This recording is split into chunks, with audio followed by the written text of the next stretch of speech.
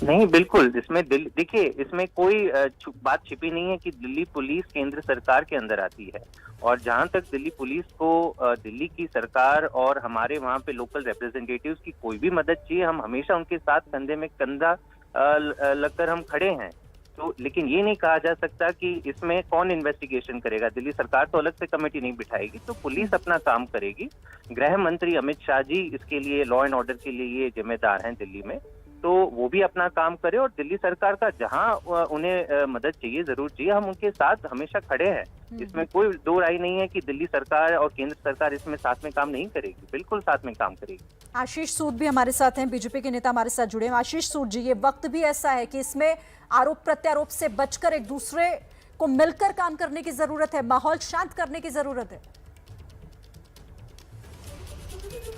Situation पूरी तरीके से अंडर कंट्रोल है।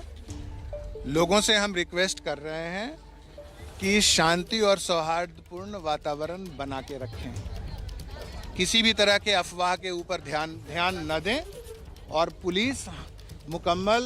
पुलिस एडिक्वेट नंबर में यहाँ हम मौजूद हैं और हम हर हालत में शांति व्यवस्था को कायम रखेंगे।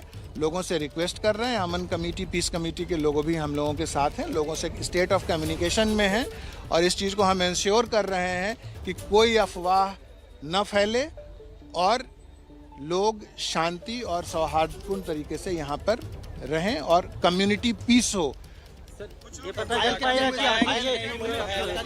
कि शुरू हुआ था। देखिए, जो छोटी सी घटना हुई है उसकी विवेचना चल रही है, उसका इन्वेस्टिगेशन शुरू हो गया है, लेकिन अभी हमारा फोकस है कि हर हालत में शांति व्यवस्था कायम हो। इसके लिए हम लोग कम्युनिटी से हम लोग इस कॉन्टिन्यूअस स्टेट ऑफ कम्युनिकेशन में हैं, उनसे रिक्वेस्ट कर रहे हैं और ये शांति व्यवस्था बिल्कुल। तो दिल्ली पुलिस की तरफ से लोगों से भी अपील की जा रही है कि शांति बनाकर रखें और पूरी स्थिति को कंट्रोल में करने की बात भी कही जा रही है। और लगातार एबीपी न्यूज आपको अपडेट कर रहा है और अपील हम भी आपसे लगातार कर रहे हैं कि शांति बनाकर रखिए।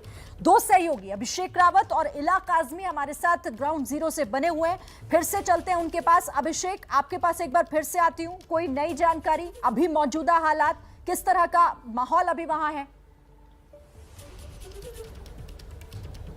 देखिए शिरीन, अभी की नई जो बस हालात हैं वो ये है कि जो स्पेशल कमिश्नर है दीपेंद्र पाठक, वो अब खुद यहाँ पर फ्लैग मार्च निकाल रहे हैं। अभी वो रुके हुए हैं मीडिया को बाइट देने के लिए, लेकिन वो अब आला अधिकारियों में अन्य पुलिस बल के साथ पूरे इस रोड पर जहाँ पर ये उपद्रव हुआ था वहाँ पर फ्लैग मार्च की तैयारी में। आप यहाँ देख सकते हैं कि दीपेंद्र पाठक खुद यहाँ मौजूद हैं, उनके साथ में नॉर्थ डिस्ट्रिक्ट के डीसीपी भी मौजूद हैं और नॉर्थ वेस्ट के जो अन्य पुलिसकर्मी हैं वो भी उनके साथ हैं। और वो इस पूरे रोड पे, मैं आपको बताना चाहूँगा, ये जो सड़क आप देख रहे हैं, इस सड़क पे अब वो फ्लैग मार्च करते हुए निकलेंगे। और फ्लैग मार्च का जो एक मैसेज होता है वो यही होता है कि पुलिस इस समय ग्राउंड पर है और जो उपद्रवी हैं वो सजग हो जाएं और कोई भी ऐसी चेष्टा ना करें कि फिर से इलाके में तनावपूर्ण या फिर उपद्रव जैसी स्थिति पैदा हो सके।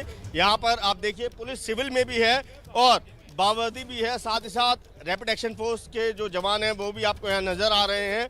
यहाँ पर मैं आपको एक बार पीछे की ओर दोबारा से ले जाना चाहूँगा। ये देखिए कि यहाँ पर बीच बीच में लोग बाग अपनी गलियों से बाहर निकलकर एकत्र हो रहे हैं, युवा भी हैं यहाँ पर, और बीच बीच में वो अपना गुस्सा भी जाहिर करते हैं, नारेबाजी भी लगाते हैं। साथ में जब हमने उनसे बात भी की है तो उन्होंने बताया कि जो एक बंगाली मस्जिद है यहाँ पर, उस साइड से बता रहे हैं कि भीड़ आई थी और उन्होंने यहाँ गलियों में घुसकर भी जो है उपद्रव किया है, पथराव किया है। अंदर गलियों के अंदर जो वाहन खड़े थे उन्हें भी तोड़ा है। ये जैसे गली आप देख रहे हैं, गेट बंद कर लिया गया था उस टाइम पे जब भीड़ अंदर, उपद्रवी यहाँ अंदर दाखिल हुए तो उन्होंने हिंसा की थी।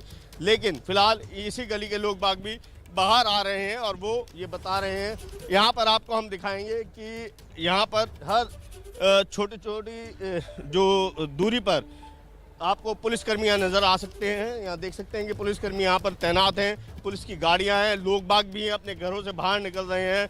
वो पूरी जो शाम के समय में यहाँ पथराव हुआ है, उपद्रव हुआ है, उसके बारे में जिक्र करते हैं। बात करते हुए वो खुद भी काफ़ी आक्रोशित हो जाते हैं और गुस्सा जाहिर करते हैं। तो आप यहाँ देख सकते हैं कि स्थिति अभी तनावपूर्ण है, लेकिन पुलिस की मौजूदगी की वजह से अभी अंडर कंट्रोल है। वातावरण काम किया जाए, शांति बहाल करने की कोशिश की जा रही है यहाँ पर।